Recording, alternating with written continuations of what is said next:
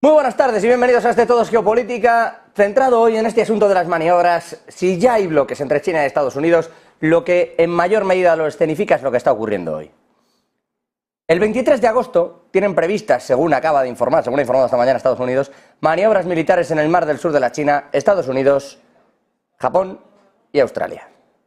Y coronando todo esto, Japón, Estados Unidos y Corea del Sur están ahora mismo en Camp David reunidos en Estados Unidos. Ha llegado ya John desde Corea del Sur, ha llegado ya Kishida desde Japón y ambos están ya con Joe Biden. Enseguida les vamos a ofrecer aquí en una hora, está prevista esa recepción oficial, se lo vamos a ofrecer evidentemente y les contaremos los detalles de lo que allí está ocurriendo. Firman los tres, por primera vez en la historia, especialmente Japón y Corea del Sur en esa unión, un memorándum de seguridad con la vista puesta en China, en realidad. Pero no se queden cortos aquí, porque China y Rusia también han realizado sus propias maniobras, como el mar del sur de China. En realidad China lo considera aguas territoriales propias, gran parte de ello. Lo que han hecho es las maniobras en el Pacífico, en lo que claramente supone poner la vista en Estados Unidos. No por la guerra, no por el conflicto, sino porque si tú vienes aquí con ese cierto aire de querer tensionarlo, lo mismo está ocurriendo por el otro lado. Esto pasa ahora, mientras, por cierto, entre Rusia, Kiev, entre Moscú, Kiev, o Rusia, Ucrania, Lituania, Bielorrusia, está empezando a saltar también determinadas alarmas. Si Polonia decía hace poco que temía una invasión, una incursión desde Bielorrusia, Bielorrusia lo negaba, hoy es Lituania quien dice que esto podría ocurrir y ha cerrado sus fronteras. Quedan muy poquitos pasos, 2 pasos fronterizos, abiertos, me refiero, tienen todavía un control exigente, pero siguen abiertos. Y lo que está meditando, con Bielorrusia lo ha cerrado todo, pero todavía se permite ciertos pasos mientras se cumple esta orden en 2. Pero además está meditando, dice, cerrar también la parte que linda con Rusia. Este es el nivel de una Lituania que teme injerencias, como en su momento lo temió Moldavia, y que, una vez más, de quien primero ha recibido el apoyo es de Polonia. Vamos a tratar de esclarecer en qué punto está todo esto y también de saber, como ya venimos intentándolo durante toda la semana, pero nos está siendo imposible, porque de uno y otro lado lo que vemos puede ser información o puede ser propaganda, le pueden llamar como ustedes quieran, de intentar esclarecer en qué punto está también el terreno en Ucrania. Porque no sabemos hasta qué punto han avanzado unos u otros, y lo que sí sabemos es que siguen esa especie de guerras de drones. Hoy uno de ellos, derribado, pero ha caído en Moscú, a solo 5 kilómetros del Kremlin. Tampoco, bueno, luego les enseñaremos los daños, tampoco es una cosa excesiva en cuanto al daño que uno espera con un dron, pero es verdad que, bueno, pues ya están llegando hasta allí los drones. Y es lo que pretende mostrar Kiev como un símbolo de fortaleza. Desde el otro lado, Alexander Lukashenko, Bielorrusia, también se lo pondremos enseguida, esas declaraciones en las que ha dicho textualmente que será si Estados Unidos quiere que Zelensky se siente a negociar.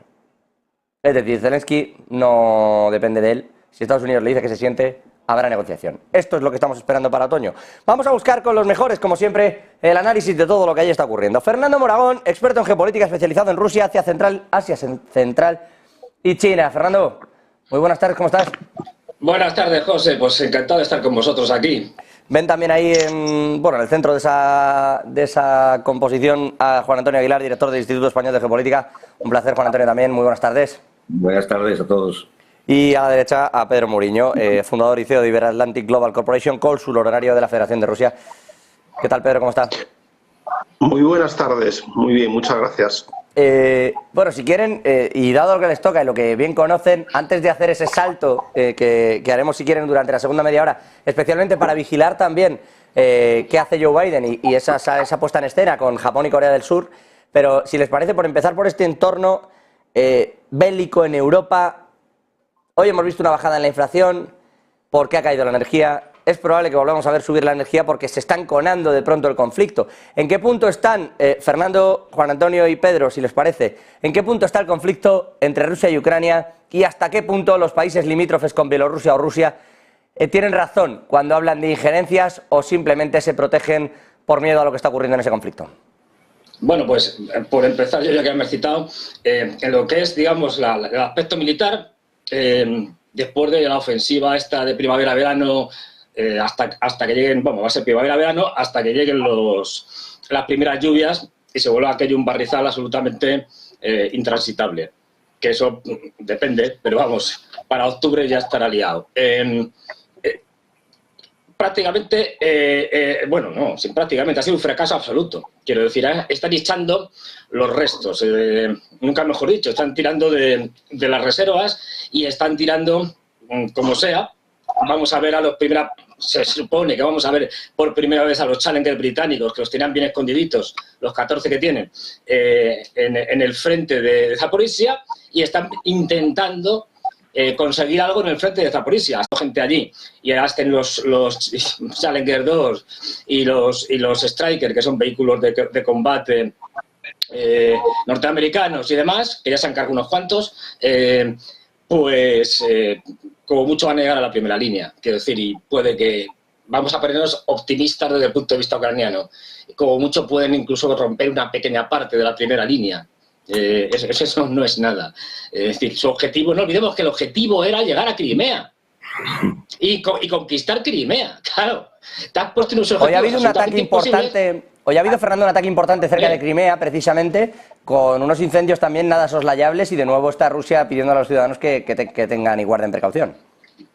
Claro, pero esos son ataques de drones, es decir, pero con los drones está muy bien, y con los drones te cargas tanques, te cargas fábricas, te cargas puestos de mando, almacenes de municiones, de tal, pero no ganas la guerra solo con drones. Es decir, al final el terreno lo tienen que ocupar personas. Todavía no hemos inventado drones con 2 patas o con 4, me da igual, que tal, eso sí los hay, es decir, que vayan invadiendo y que vayan tomando y conquistando los sitios.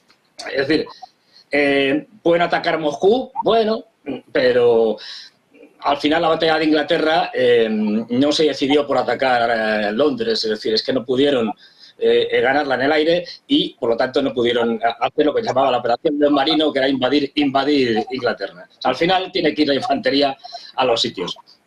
Y luego, ya digo, lo interesante aquí es que ellos están echando, digamos, los últimos restos, pero la presión en todo el frente ha seguido. En el sector de Artemov, de Bakhmut, ahí siguen intentándolo con muchas fuerzas, pero ya con menos capacidades. Se han desgastado mucho. La idea era flanquearlo, es decir, por el sur y por el norte, terminar rodeando la ciudad de Bakhmut y volver a recuperarla por parte de los ucranianos, y ahí al final no han podido hacerlo, y ahí han perdido muchas fuerzas y mucho impulso. Y finalmente, la parte más notable es al norte, en Kharkov. En Kharkov, cerca de una ciudad que se llama Kupiansk, que es un nudo importante de comunicaciones, al lado del río Oksol.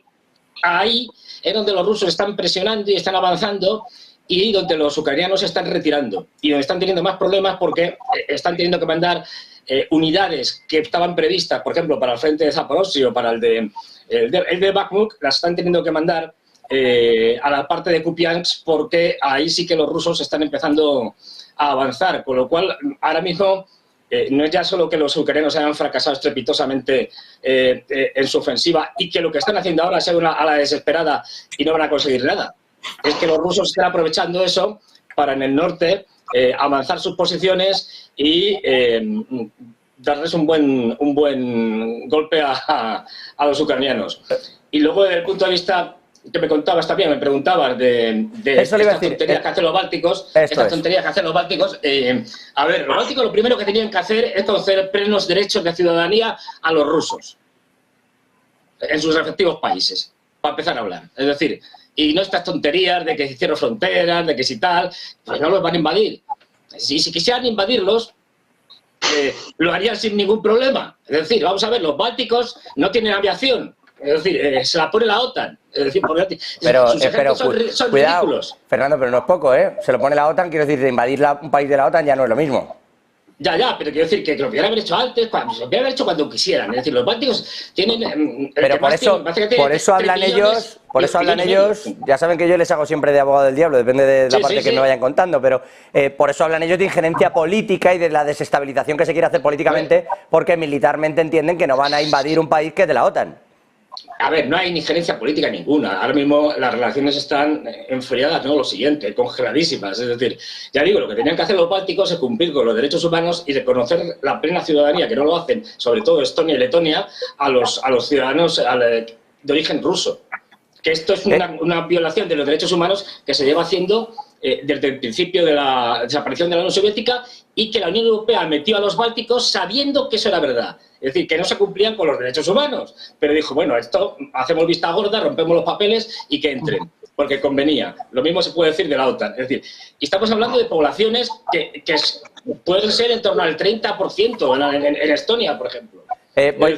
Voy a trasladar la pregunta a Juan Antonio Aguilar, añadiéndole, porque dice Fernando, la contraofensiva esta famosa de Ucrania ha sido un fracaso. Yo he visto mapas, es verdad que, claro, ya uno nunca sabe, ¿no? Porque he visto un mapa y el contrario, pero he visto mapas tan pronto como ayer, en el que Ucrania está hablando de que ha obligado a la retirada de la primera línea rusa en ciertos flancos. Le traslado las dos preguntas. ¿Cómo cree que está el conflicto y hasta qué punto existe injerencia en esos países bálticos, Juan Antonio? Vamos a ver, lo primero, cuando se intenta hacer un análisis desde el punto de vista militar, lo primero es no enfocarse exclusivamente en aspectos tácticos con unos puntos determinados del frente. Estamos hablando de un frente de más de 1000 kilómetros.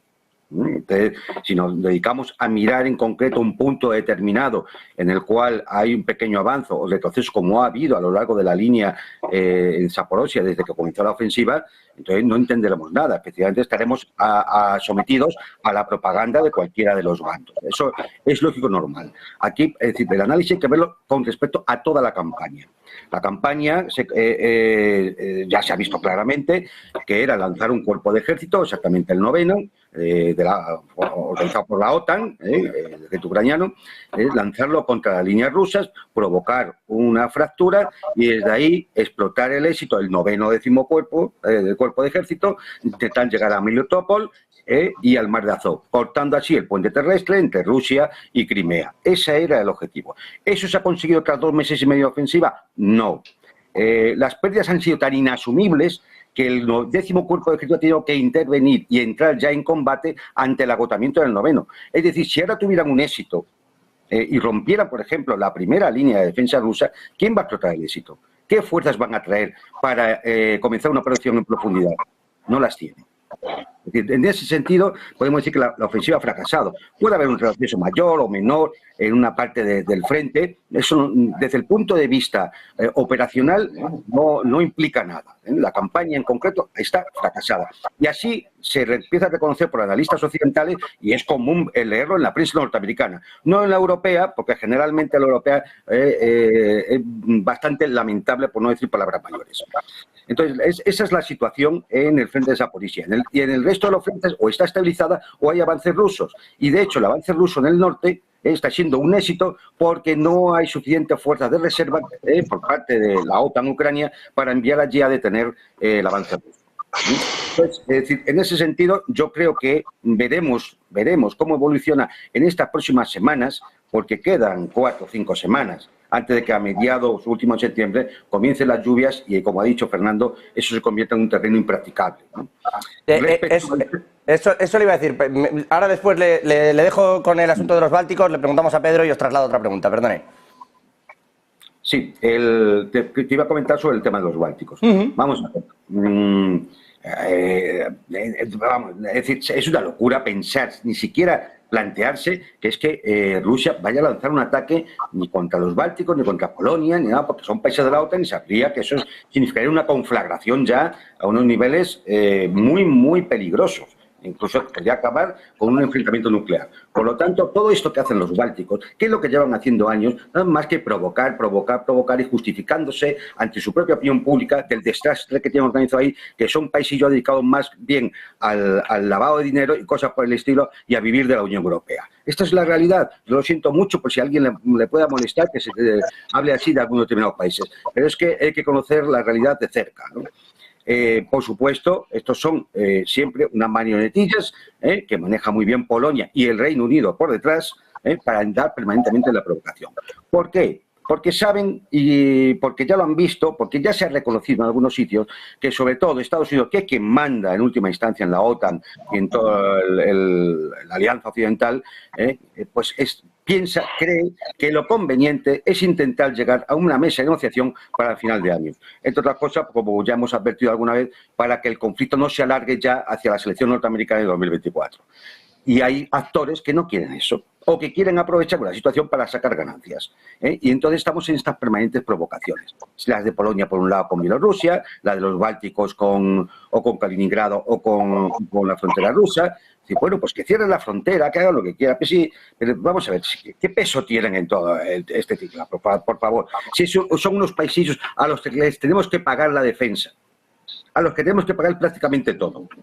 Si tienen unos niveles económicos de inflación, bueno, se han perdido la mitad de la población en los últimos 30 años. O sea, por favor, no podemos dar importancia realmente, desde un punto de vista geopolítico no significan nada. Esa es la realidad.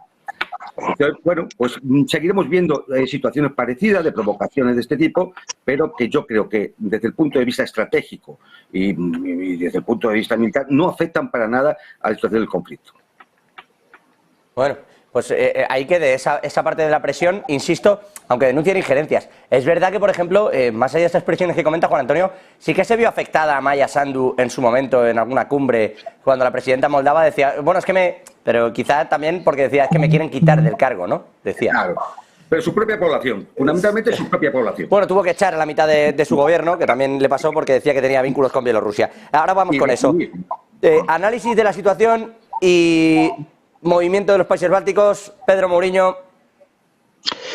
Pues bien, yo coincido básicamente mi opinión coincide básicamente con la de Juan Antonio, la de Fernando, en el ámbito militar, ¿no? Estratégicamente esta contraofensiva ucraniana no está logrando ninguno de sus objetivos iniciales y aparte de que tácticamente se puedan avanzar unos kilómetros más o menos en algunos de los frentes, básicamente los grandes principios estratégicos por los que se planteó esta contraofensiva, que han sido muy bien descritos por parte de Juan Antonio, no se han logrado. Por lo tanto, yo no voy a incidir más porque creo que lo han explicado ellos muy bien y muy detalladamente.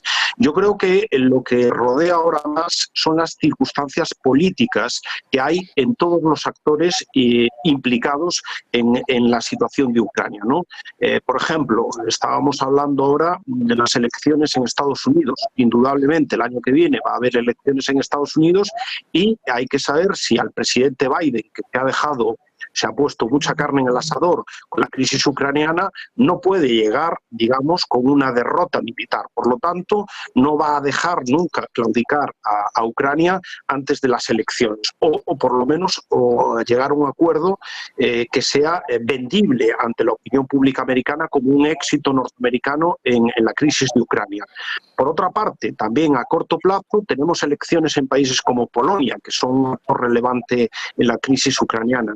Y obviamente en un contexto electoral muy competitivo como es el polaco, el partido de gobierno Ley y Justicia de Kaczynski y tanto del presidente como del primer ministro, obviamente el miedo hacia Rusia, al conflicto con Rusia, a la militarización en general de Polonia por una posible invasión, conflicto, es uno de los temas principales de la campaña electoral polaca. Por lo tanto, van a agitar ese miedo a la población, por lo menos hasta que se celebren las elecciones, que va a ser en octubre, y por lo tanto también es relevante.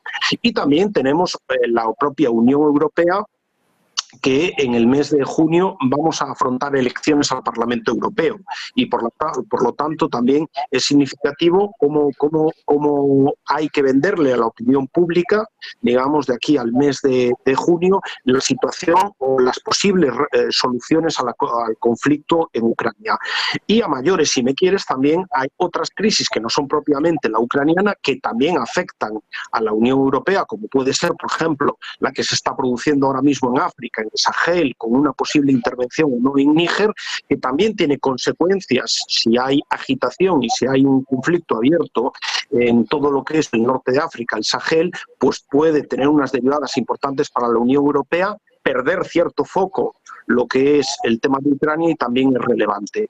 Es decir, que creo que ahora es más relevante que las cuestiones militares todas las cuestiones políticas que intervienen en este momento a todos los actores involucrados en la crisis ucraniana. Sí, dígame, no sé si iba a decir algo más, Pedro, perdone, no lo quiero cortar. La segunda parte es simplemente en relación al tema de los países bálticos. Yo también coincido plenamente. Yo creo que son países bastante irrelevantes en términos estratégicos. Son países, hay que recordarle a los oyentes que estamos hablando de países como Estonia, que sobrepasan escasamente el 1.000.000 de habitantes. En el caso de Letonia, tienen escasamente 2 millones de habitantes y el mayor de los países bálticos, que es Lituania, tiene 2,8 millones de habitantes. Para entendernos, lo que tiene la comunidad autónoma de Galicia. Esto es el tamaño en términos poblacionales. Económicamente tampoco es que sean unas economías muy fuertes, aun bien es cierto que en algún caso son exitosas, como la de Estonia, sobre todo derivada de las nuevas tecnologías, pero efectivamente la buena parte de los políticos locales hace años que viven básicamente de agitar el miedo y el odio de una parte de la población, porque hay que entender que en dos de estos países, tanto en el caso de Letonia como en el caso de Lituania, las minorías de origen ruso, es decir, que hablan ruso, que étnicamente se consideran rusos, son porcentajes muy significativos. Es más, en alguna ciudad como Riga, por ejemplo, la capital de Letonia, el porcentaje de población de origen ruso es mayor que incluso que el étnicamente letón. Entonces, ha habido siempre una situación donde estas fuerzas políticas han utilizado el miedo y el odio a Rusia para hacer, digamos, el debate electoral interno dentro del país. Y después esto permite, por ejemplo, la reelección de la primera ministra de Estonia en fechas recientes, aunque su economía se encuentre con tasas de inflación del 20% y no tenga ni pies ni sentido estar enfrentado a su primer socio comercial, que es Rusia. A ver, Pedro, por ir por partes y porque ya saben que yo intento siempre ponerle también esos contras, ¿no? A lo que me van comentando, por siempre intentar llegar al punto exacto.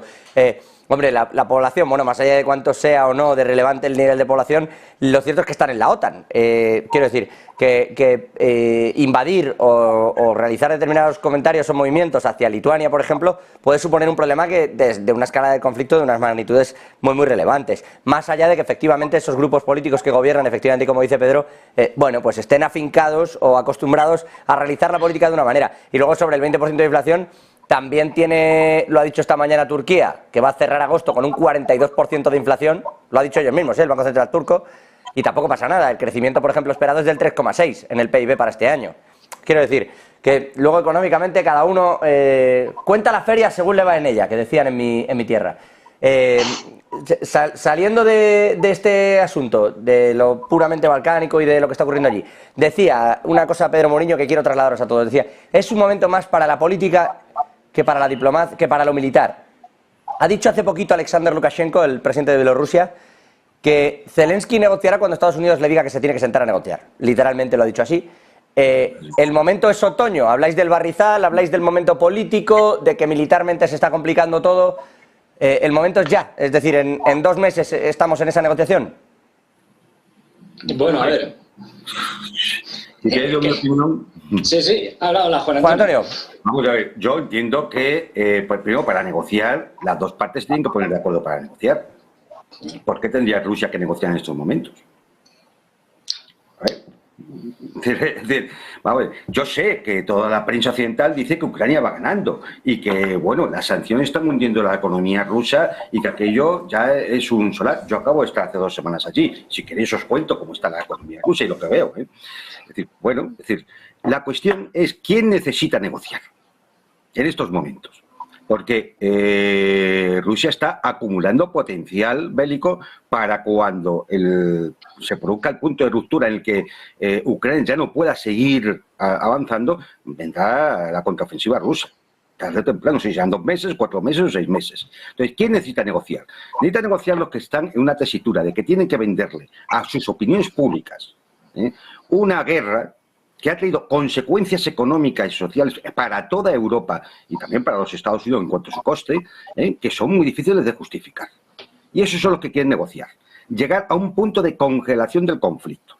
Y si no, que se ponga la OTAN a fabricar armamento, a ver si es capaz. Que se ponga la OTAN a aumentar su escala de ayuda para evitar la derrota ucraniana, a ver si son capaces. No, es decir, no nos engañemos. Aquí, quien necesita negociar es Occidente. Quien puede verse un invierno fastidioso en cuanto a precios de energía o incluso bloqueo de que no llegue suficiente capacidad de hidrocarburos y demás para mantener es Occidente. Hablaba Bloomberg. Juan Antonio, hablaba Bloomberg de reducido es Francia, es la Unión Europea. Parte de la electricidad francesa va a Alemania. Hablaba Bloomberg, no, por aportar, hablaba Bloomberg de que están en el 90%, porque lo decía von der Leyen esta mañana, la presidenta de la Comisión Europea, las reservas de gas en Europa, y decía Bloomberg que pueden no ser suficientes precisamente por esto que comenta Juan Antonio. Claro, pero es que además, vamos a ver, al 90, aunque las pongan al 98%. Es decir, las reservas nunca aguantan todo un invierno normal. El año pasado fue un invierno suave. Y si viene un invierno un poco más crudo, para enero las reservas se han acabado. ¿Cuál será el precio de la energía? ¿Agudizará más las recesiones en algunos países de Europa que ya están en recesión técnica? ¿Meterá en recesión a otros países que ahora mismo no están en recesión pero están muy cerca? Hablamos del 3,6% de crecimiento económico de un país como Turquía con un 40% de inflación. Ya, pero es que los bálticos están en recesión. Es que las diferencias son muy distintas dependiendo de cada país. La Unión Europea no lo tiene fácil y hay procesos electorales, para la propia Unión Europea. Y hay unas elecciones norteamericanas. La soga no está apretando el cuello de Rusia precisamente en estos momentos. Y quien está aprieta son los cuellos occidentales. Vamos a ver cómo salen de esta. Pedro, ¿lo veis de la misma manera? Sí, vamos, completamente de acuerdo con lo que ha dicho Juan Antonio. Es que de ahí las prisas que estamos viendo desde la cumbre de la OTAN por cambiar la narrativa. Es decir, estamos viendo que los medios de comunicación, especialmente los anglosajones, pues ya están diciendo que, hombre, habrá que ceder algo. ¿Sabéis? Si se cede Crimea, si ya de facto lo tenían y tal, bueno, pues se les puede conceder, incluso se les puede conceder lo que ya tenían o tienen conquistado, etcétera. ¿Por qué? Porque el problema lo tiene la OTAN y el problema lo tiene sobre todo Estados Unidos, que no olvidemos, es el que manda. Con lo cual, también ahí entramos en todos estos artículos que han venido saliendo críticos con Zelensky, con su gobierno, ¿no? Por parte de incluso aquí en España. Es decir, diciendo, bueno, es que Zelensky sí, ha sido un héroe, es un héroe y tal, pero a ver, es que tiene un gobierno muy corrupto y mira, fíjate, y no puede ser, y han planificado malas operaciones. Es decir, se está trasladando la culpa desde Estados Unidos y la OTAN y la Unión Europea a Ucrania, ¿no? La culpa ha sido de ellos, que lo han hecho mal y que no han sabido gestionarlo. Nosotros hemos hecho lo que hemos podido, les hemos dado armamento, financiación, pero fíjese usted. Es decir, se está creando una narrativa para vender en el momento adecuado la derrota de Ucrania, así de claro. Eso sí, tapándola pues, con algún tipo de invención que se hará en el debido momento. ¿Por qué? Porque el señor Biden tiene unas elecciones fundamentales que van a estar hiperjudicializadas, porque ya vemos el tema de Trump y el tema de Biden cómo está, es decir, y que lo que menos quiere es que se planten los rusos tranquilamente, como decía Juan Antonio, es decir, bueno, pues, preparando la ofensiva durante varios meses para que aquello quede bien, mientras tanto voy desgastando al ejército ucraniano y que ¡pum!, se planten en la primavera del año que viene o en el verano con una ofensiva en la que el ejército ucraniano se está hundiendo. Y claro, eso como regalo a Biden para las elecciones, como regalo electoral, sería un desastre, con lo cual quieren acabarlo antes. No olvidemos además, muy brevemente, que se han abierto por frentes. Es que, claro, es decir, la OTAN, los países de la OTAN, Occidente y demás, ahora se le puede abrir un frente en todo el África Central. No me saque todavía este tema. Aparte del frente del Asia-Pacífico. Claro, no me saque todavía este tema, que ahora vamos, Juan Antonio. Se lo prometo. Pedro. Ya termino. Sí, Fernando. Sí, no, que tenemos a un Occidente que, como decía Juan Antonio, no sabe cómo acabar esto. Porque Rusia, vamos a ver, pero lo que va a pedir en cualquier caso, en unas hipotéticas negociaciones, si es que las hay, va a poner unas condiciones inasumibles a la OTAN. Por eso deslizaba, Pedro, la OTAN del gabinete de Jens Stoltenberg, que el cabreo de Ucrania fue monumental, porque desde el propio gabinete de Stoltenberg un funcionario se dedicó a decir que es que ya se estaba pensando en que para que Ucrania entre en la OTAN tiene que cederle terreno a Rusia. ¿Por eso se hablaba ya de esas circunstancias, Pedro? Pues sí, yo coincido plenamente con tanto Fernando como Juan Antonio, que aquí la clave es Estados Unidos, sin duda alguna. Dice Levenstein acerca del federalismo que el que paga la banda dice que música se toca en ella, y esta banda está pagada por Estados Unidos, por lo tanto, son los que deciden cuándo y cómo va a terminar este conflicto. Lo que pasa es que quizás tenga una posición un poco diferente, porque yo creo que lo que no va a poder permitirse el presidente Biden es de llegar a las elecciones norteamericanas al otoño del año 24 con una derrota militar o con una derrota en términos geopolíticos frente a Rusia y China. Por lo tanto, solo si ven un riesgo militar de que se confirme en los próximos meses lo que estaban comentando ahora mis compañeros, de que el deterioro militar ucraniano es tan grande que hay posibilidades no solamente de que Rusia consolide lo que ya tenga, sino que todavía se pueda expansionar al resto de Ucrania, que eso sería en términos electorales y en términos políticos demoledor para el presidente Biden. Ellos, si creen que puede aguantar la situación en términos militares, no creo que se puedan presentar a las elecciones con una imagen de derrota. Por lo tanto, yo creo que todo va a pasar por o bien llegar a las elecciones del próximo otoño del 2024, Ucrania malamente, pero aguantando, digamos, un poco el status quo, y por lo tanto siguiendo apoyando por parte de Estados Unidos la posición ucraniana, o bien si hay un deterioro militar muy fuerte, entonces sí que vendría la necesidad de buscar esa negociación, y por lo tanto está claro que la partición de Ucrania va a ser una realidad. Y no solamente una parte del territorio que probablemente se acabe siendo cedida de manera permanente a la Federación de Rusia, sino probablemente la parte oeste, algo ganen también los polacos por el oeste de Ucrania. Vamos a ver qué ocurre. Ahora sí, os traslado entonces, ya que estáis metiendo a Biden tanto en este ajo y con todo lo que viene ocurriendo, lo decía Juan Antonio también con lo que está ocurriendo no solo en Níger, sino en estos conflictos en Asia.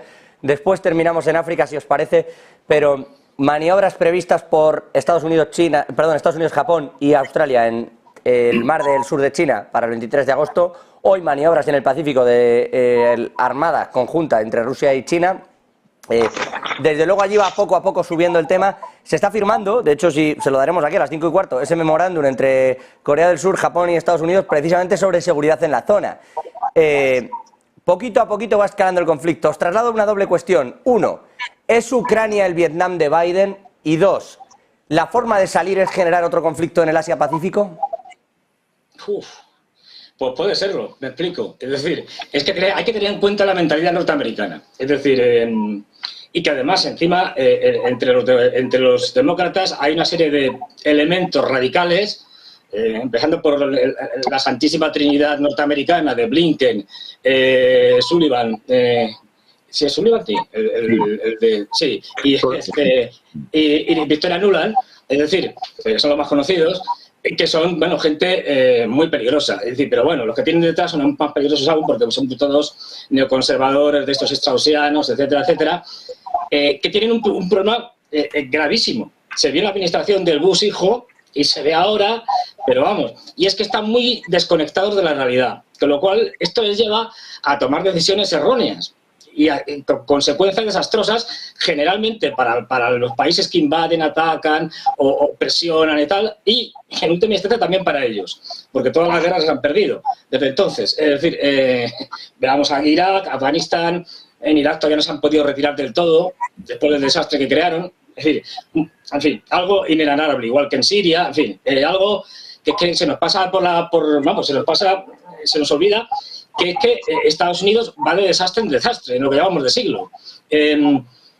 A partir de ahí, pues yo creo que efectivamente, como tú has señalado, si los rusos saben maniobrar bien y ellos ahora mismo no tienen presión en ese sentido, no tienen prisas, pues puede ser pueden hacerle un regalo envenenado a Biden y decir, no, mira, os vamos a regalar esta derrota en época electoral, incluso pedir, que es lo que van a hacer ahora, porque claro, hay que significar que todo el mundo está dispuesto a dialogar, eso siempre se hace, ¿no? Pero pedir una cantidad de cosas y de máximos que sea incumplible. No olvidemos de dónde parte la contraparte, de dónde parten los ucranianos con Zelensky a la cabeza. Es decir, parten de que hay que volver a la frontera del 91. Esto es imposible. Es decir, esto es estar en otro mundo. Y es que ese es otro problema, y es que el señor Zelensky, yo no lo veo firmando nada con alguien en Rusia. Quiero decir, el señor Zelensky sobra.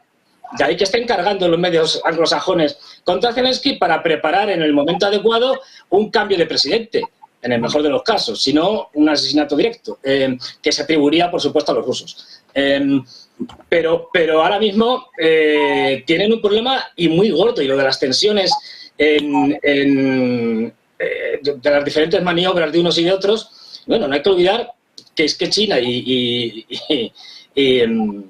Rusia, en general, están haciendo maniobras en aguas propias o internacionales, pero los norteamericanos es que hacen maniobras donde les da la gana. Es decir, que es otra. ¿Y dónde está China? ¿Y dónde está Rusia? ¿Y dónde está Estados Unidos? Al otro lado del Pacífico, ¿no? Imaginemos, por lo que nos ha dicho muchas veces, imaginemos que ahora los rusos y los chinos dicen, pues vamos con una flota y nos ponemos enfrente de las aguas territoriales de Estados Unidos, ahí en California, a hacer maniobras, la que se liaría. Sin embargo, esto lo hacen los norteamericanos y no pasa nada. Y luego lo que están haciendo es terminar de tejer esa telaraña, que al final es todo lo mismo, entre la AUKUS, la OTAN, Japón, Corea del Sur, Australia, tal, de aliados, para lo que no nos engañemos. Será en el momento que Estados Unidos quiera conveniente, y de esta gente se puede esperar cualquier cosa, ya digo, porque calculan mal. Es decir, una guerra en la que yo cada vez pienso que Japón va a tener más protagonismo de que ahora pensamos, y ya pensamos mucho. Puede ser el ariete que desate la guerra, por ejemplo, simplemente con la nacionalización de las islas Senkaku Diayu, que son unos islotes pequeñitos allá al norte de Taiwán, y que el simple hecho de que las nacionalizara oficialmente ya podría provocar una guerra. Es decir, que ojo con Japón, que yo creo que va a ser el que se va a utilizar como ariete inicial para provocar el conflicto. Han cambiado entonces los tiempos desde la Segunda Guerra Mundial, habría que decirle al señor Fumio Kishida, hoy en Camp Davis, firmando este memorando. Le traslado la misma cuestión sobre estas maniobras, sobre cómo están viendo esta política y sobre si Ucrania de verdad es Vietnam para Biden, porque se alarga y ponerle freno supone admitir una derrota ahora mismo, como ocurriera en su momento. Alguien tenía que decir que vuelvan las tropas, no se ha conseguido nada en Vietnam, ¿no? Si van a hacer lo mismo. Y por favor, a los tres, dejad de mencionarme otros medios, ya sabéis que aquí ni pro nada, ni pro lo otro, aquí intentamos siempre ponernos en el camino e intentar entender todo lo que ocurre y dar voz a todo para tener cuantas mayores opciones del prisma mejor y así entenderlo. Juan Antonio, Pedro. ¿Puede ser Ucrania un Vietnam para Biden? Puede ser. Ya Afganistán se convirtió en un Vietnam para Biden, ¿eh? Es decir, que no lo recordamos mucho, pero cuando llegue el momento de la campaña electoral va a salir. Volveremos a ver las imágenes. Es decir, lo que pasa es que, bueno, es un Vietnam relativo, porque cuando la guerra de Vietnam, los Estados Unidos pensaban ganarla.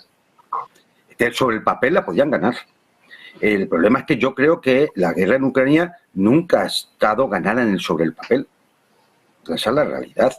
Yo no sé si se han engañado a sí mismos o es que sus asesores militares han sido malos estudiantes, pero sobre el papel está muy difícil de ganar.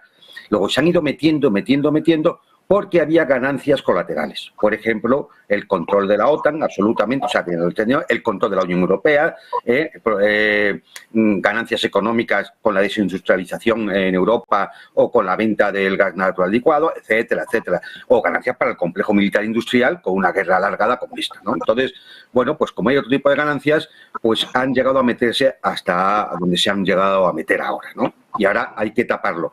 Se puede tapar, ¿eh? Estos ya habrán algo para que la derrota parezca una victoria. Es muy de Hollywood, ¿no? Pero lo que sí yo veo con el tema, volviendo al Pacífico, es una cierta impotencia norteamericana a la hora de enfrentar la zona. Ellos pensaban que prácticamente iban a poder rodear a China, presionarla, asfixiarla, etcétera, etcétera. Y están viendo que no. Primero, porque China es más potente de lo que ellos pensaban. Segundo, porque China no está sola. Y tiene muchos y muy fuertes aliados en la zona y en el mundo. Y entonces, pues, la geopolítica norteamericana creo que en la zona ha variado. Y lo que intenta ahora es forzar a los países a que tomen partido. O estás con el lado chino ruso, hasta el BRICS, o estás con el lado chino o estás con nosotros. Y de ahí viene, hombre, la Nueva Zelanda y Australia estaba claro porque son países anglosajones. Eso indudable. Es decir, y ahí viene lo de llevar a Japón a esta tesitura, llevar a Corea del Sur a esta tesitura. Y para ellos han estado firmando pactos de alianza, vamos, de apoyo militar y demás entre Japón y Australia, desde el 18 de agosto, y otros anteriores con el Reino Unido, con los propios Estados Unidos. Y le tocará el turno también a Corea del Sur. Es decir, van intentando obligar, ¿para qué? Para crear un cordón y para que si hay un momento determinado un conflicto, no tenga que ser solo Estados Unidos quien tenga que asumirlo. Y como en el caso ucraniano, sean otros los que pongan la carne en el asador. En este caso, muy posiblemente, a lo mejor les toca a los japoneses o a los coreanos del sur. Pero claro, démonos cuenta, y lo estamos viendo, que la alianza entre China y Rusia, si es militar en algún sitio, es en el Pacífico, con maniobras conjuntas, apoyo conjunto, inteligencia conjunta, etcétera. Y además hay que contar con una serie de países que están relacionados a través de la ASEAN o como Corea del Norte, que son aliados potenciales y lógicos de China y Rusia. Entonces, bueno, yo creo que Estados Unidos se da cuenta de que sola no va a poder, que perder el control de esa zona del Pacífico, con el estrecho de Malaca, con su importancia estratégica y otros puntos del mismo valor, es como perder también el control de África Central, es otro desastre. Es decir, entonces, yo creo que simplemente se está presionando para obligar a los países a tomar partido. Pedro, ¿opinión al respecto de esto? Bien, sobre la primera cuestión que tú formulabas o que tú planteabas, si es Ucrania el Vietnam de Biden, yo creo que hay un elemento significativo muy importante a diferencia de Vietnam y que es crítico en la política de cualquier país. En Estados Unidos, cuando fue la guerra de Vietnam, desplazó a miles de soldados. Es decir, los que volvían en caja de pinos a Estados Unidos, a Wyoming, a California, a Oregón, eran soldados norteamericanos. Eso es lo que hace que las opiniones públicas de cualquier país, cuando sostienen un conflicto militar durante mucho tiempo, generan rechazo. En el caso de Ucrania, no hay soldados norteamericanos sobre el terreno, hay un apoyo económico, un apoyo político, un apoyo logístico, de inteligencia, todo lo que tú quieras, pero no hay soldados norteamericanos que fallecen y, por lo tanto, el deterioro en términos electorales y en términos políticos no es tan grande. De hecho, las elecciones de midterm, de término medio, que hubo hace escasos meses, los demócratas salieron bastante bien parados. Cuando se pensaba que iba a haber una victoria importante por parte de los republicanos, sobre todo porque la economía, a causa fundamentalmente de la inflación, estaba golpeando a las clases medias norteamericanas, y no fue el caso. Es decir, que eso es un elemento muy significativo, es decir, el costo político que tiene Biden sosteniendo económicamente y militarmente con equipamiento a Ucrania no es tan grande porque no hay fallecimientos de soldados norteamericanos. Por lo tanto, en ese sentido es distinta la situación con Vietnam y hay que reseñarlo. Y en segundo lugar, en relación a la segunda cuestión que planteabas, si la salida de Ucrania puede venir originando un nuevo conflicto en la zona del Pacífico, en Asia-Pacífico, yo creo que coincido con Antonio y con Fernando en su análisis, y si quieres apunto una derivada que es la que ya reseñé al principio, es decir, está más cerca África, que además le va a salir en términos también políticos mucho más barato en términos de soldados, es decir, el golpe que ha habido en Níger y todo este movimiento que están formulando tanto Estados Unidos como Francia para que haya una coalición de países, Nigeria, Senegal y algunos otros, que intervengan militarmente en África Central, fundamentalmente también para intentar parar el predominio chino y ruso en todo lo que es el Sahel y África Central, pues también viene bien, porque es una forma de sacar el foco de todo lo que es el tema de Ucrania. Viene bien porque realmente el país que tiene más capacidades y más influencias en la zona es Francia, y Francia lo necesita. Francia en su patio de atrás, en todo lo que es en las ex colonias africanas, está perdiendo ficha tras ficha, país tras país, y además en algunos casos, como ahora en el caso de Níger, con una dimensión estratégica para la energía en el país galo, como es el uranio que suministra a sus plantas nucleares, y por lo tanto también por parte de Estados Unidos, ahí un poco agitar ese avispero le puede salir bastante más barato que generar un conflicto en el Asia-Pacífico, donde tiene socios más relevantes en términos económicos como Australia, Corea del Sur o Japón, con escasos éxitos, y sale bastante más barato originar esta crisis en África Central, donde no va a poner soldados, en todo caso lo pondrán los franceses, y donde en general va a tener menos impacto para su opinión pública.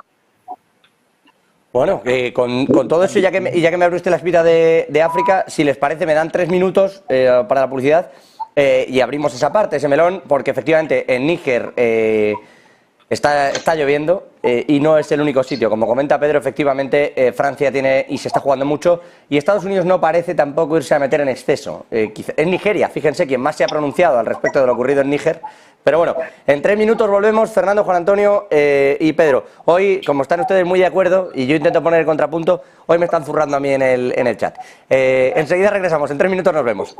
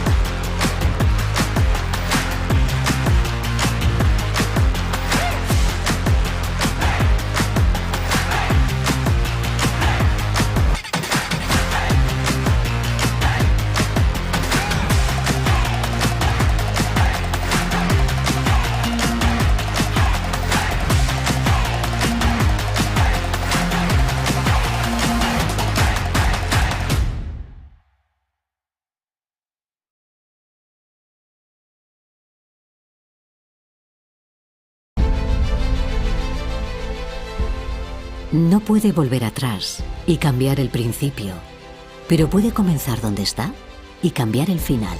En Luna Sevilla queremos ser su asesor financiero de referencia para mejorar su presente y su futuro patrimonial, prestando nuestros servicios como agentes de Caser Asesores Financieros. Somos una empresa con una clara apuesta por la formación de calidad, la información transparente y objetiva, y por el asesoramiento financiero personalizado y continuado. Visite nuestra web lunasevilla.es o llame al 91 762 3442.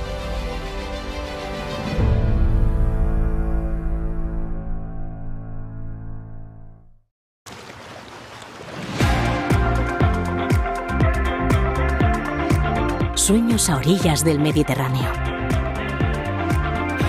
Sueños que podrás revivir una y otra vez. Sueños que construimos a medida. Sueños que te permitirán desconectar de la rutina.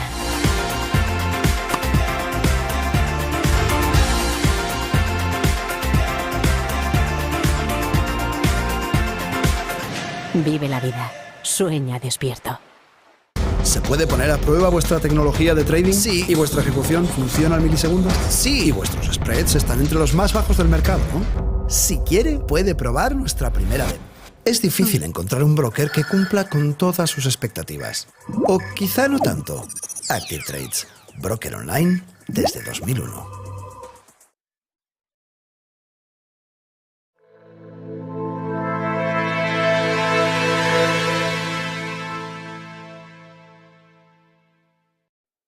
Ya estamos de vuelta. Fernando Moragón, Juan Antonio Aguilar y Pedro Mourinho también están aquí al otro lado. Abría la espita en África. Bueno, la han abierto con un golpe de estado en Bazum. No quiero yo, me refiero a dialécticamente. Pedro Mourinho aquí en Todo es Geopolítica esta tarde en Negocios Televisión. Y con ello quiero seguir. Lo que ha pasado en África, ese golpe de estado y el hecho de que en realidad, más allá de la verborrea, nadie está siendo capaz de volver al orden anterior. Nadie ha llegado allí y ha puesto a nadie en su sitio. Primero, yo creo que no deberíamos analizar simplemente el hecho puntual del golpe de Estado. No. Ahí quería ir yo. ¿Qué va a pasar después? Porque hay muchos mirando a cuál es la reacción, especialmente del viejo continente y de Estados Unidos, a esto. No, es que vamos a ver, es que esto es un proceso. Es un proceso que empieza en Chad, para esa República Centroafricana, donde empezaron a actuar los Wagner precisamente, luego fue Mali, le siguió Burkina Faso, ahora es Níger, y posiblemente no pare. Posiblemente no pare. ¿Por qué? Porque por primera vez en varias décadas, toda una serie de países africanos que habían alcanzado la independencia formal, pero realmente seguían dependiendo de las metrópolis coloniales, ven que tienen la posibilidad de agarrarse a alguien que les pueda ayudar a salir de esa situación colonial. En este caso es evidente que es China, Rusia, no solo, Turquía, por ejemplo, y India y otros países que están dispuestos a invertir y ayudar a desarrollar esos países. Pero para eso tienen que tener soberanía. Y pongo, por ejemplo, un pequeño ejemplo, ¿no? Todos estos países del África Central, en concreto todo lo de la francofonía, tienen una única moneda, que es el franco de las colonias, ¿no? Bien, esa moneda se sostiene porque el 50% de las reservas de todos esos países está en el Banco de Francia. Ahora lo sostiene el Banco Central Europeo, pero bueno, por el tema de la Unión, ¿no? Pero están en el Banco de Francia. Y solo pueden disponer, sin preautorización previa, del 20% de esas reservas. Claro, esto es condenar a toda una serie de países a que no tienen soberanía para desarrollar sus propios proyectos. Y al final no hay soberanía política y al final hay unas élites corruptas que se hacen con el poder porque están amparadas por las élites de las potencias coloniales, etcétera, etcétera. Ahora es muy difícil que este proceso se vaya a parar, con las consecuencias que puede llegar a tener. Y vamos a ver, cuando dicen de una intervención militar, vamos a ver quiénes son los que se echan para adelante para lanzarse a una operación militar contra Níger, que es 1 millón de kilómetros cuadrados, apoyada por Burkina Faso, por Mali, por Argelia, posiblemente por facciones libias y con el respaldo detrás de las potencias de China o Rusia. Vamos a ver si son capaces. Claro, es que, Juan Antonio, además tú lo conoces mejor que yo, es decir, que tú fíjate dónde está Níger. en el mapa. Es decir, el despliegue de los franceses, suponiendo que quieran ir, el despliegue de tropas francesas allí sería complicadísimo. De hecho, no podrían sin el apoyo logístico norteamericano. No, es más, te doy un detalle. ¿Cómo se ha hecho el despliegue de tropas francesas en sus países en los años anteriores? Pues porque alquilaban aviones rusos. Aviones rusos. Aviones de transporte rusos. Claro. Es decir, ¿qué van a hacer ahora? ¿Cómo lo van a llevar? Como no haya una implicación directa norteamericana en el tema, y no creo que quieran, porque saben que los heridos van contra los franceses, y si ellos les puede quedar un poco de influencia diplomática en la zona, lo van a intentar mantener, porque hay bases norteamericanas allí, con lo cual yo le veo complicado que una operación se pueda desarrollar, y ya que tenga éxito lo veo complicadísimo. Pero tú fíjate, incluso en el tema de Nigeria, que es la cabeza visible de los que quieren atacar a Níger.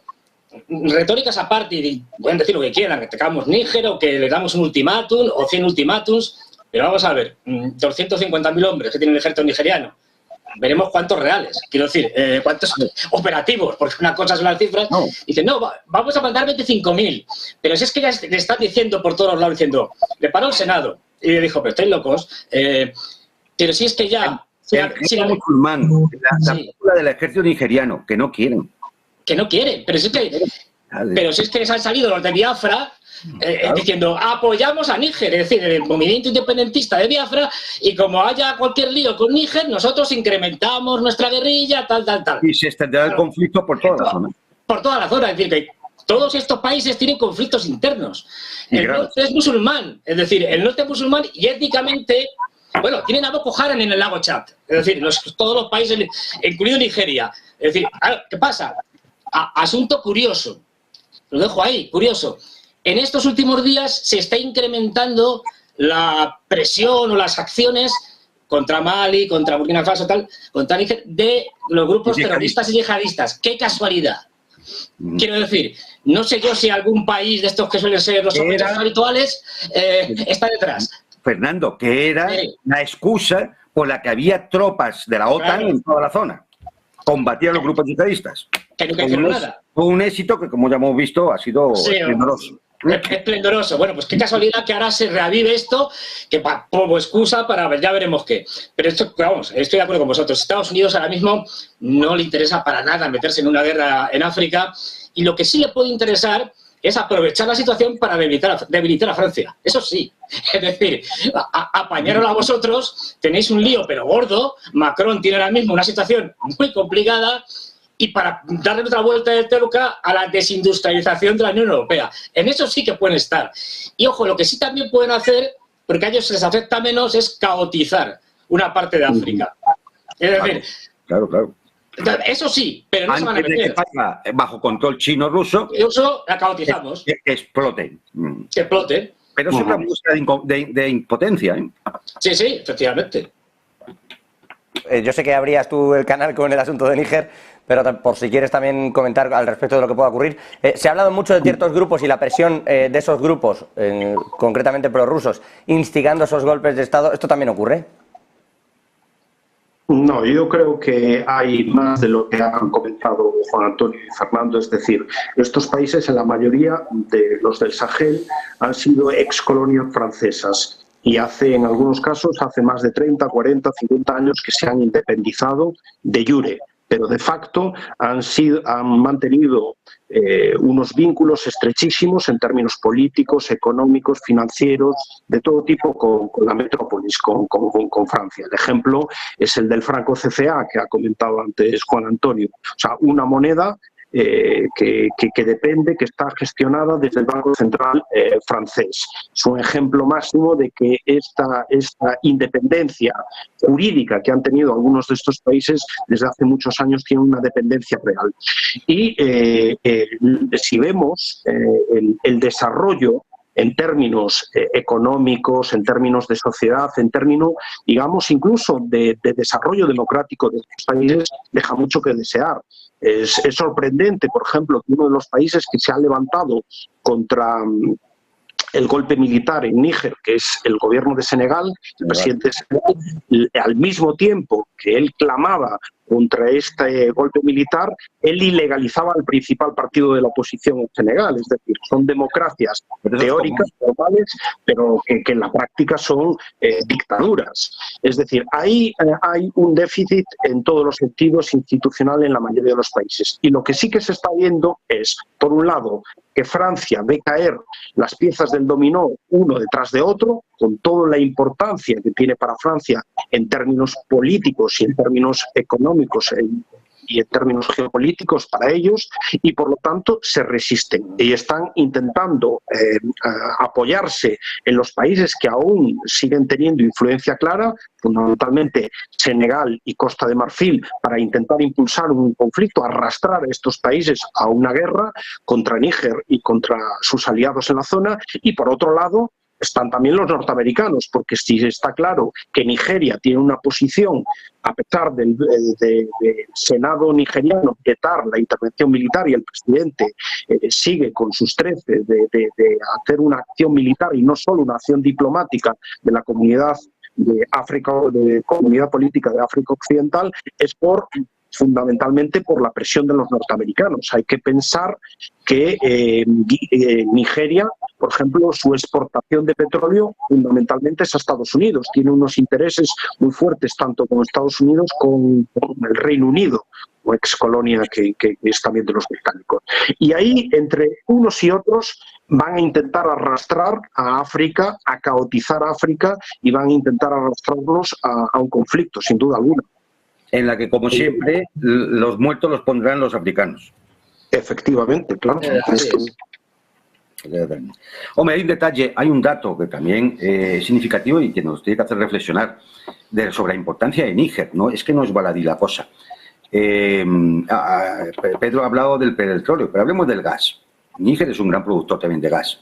Y hay un proyecto en marcha de un gasoducto que sale de Nigeria, atraviesa Níger, entra en Argelia para que llegue a Europa por los dos oleoductos argelinos, a España y a Italia, lo cual dejaría a Argelia con el control prácticamente de la entrada de gas a la Unión Europea.